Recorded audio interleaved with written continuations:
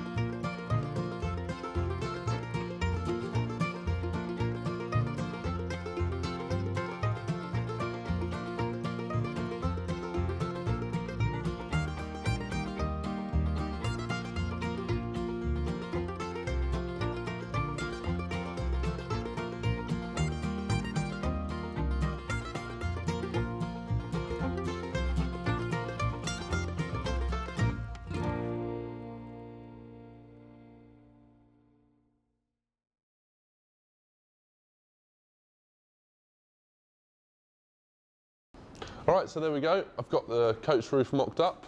So as you can see, I've made all the templates needed to start marking up the new timbers. So what I've done is adjusted all the heights of the cab sides. So here at the edges, we've got 65mm higher, and then I've also altered the camber of the roof to give it a bit more height in the main saloon down the centre line of the boat. So like I said, so here at the edges we've got about 65mm height increase, and then here in the centre line we're going to have about 4 inch, so about 100mm increase in height. It's just giving it a bit slightly more of a curved roof, whereas the old one, walking inside, I was catching my head on nearly all of the roof beams. So I think with a slightly more arched roof, it will look a bit more traditional, as well as give me a bit more space down inside the cabin. So now I've got the templates made and I'm pretty happy with all the new heights. The next job is to use these templates to transfer the lines onto the new timbers I've got to start making the cab sides with. But obviously before I do that, I've got to machine all the timber up, getting it nice and square and flat, and some nice clean faces ready for marking up these templates. And then I can get cracking on with making this new coach roof. But unfortunately that's all I've got time for, so now I've got to go and get back on with some work. But be sure to hit the subscribe button and the little bell beside it to get notified of my next release, where I'll be cracking on with machining up the timbers and making a start on rebuilding this coach roof. So I'd just like to say a huge thanks to all of you guys that have shown so much support and positivity towards my project. You really give me the motivation to get stuck in and keep these videos coming. So thanks for watching, and I'll see you next time.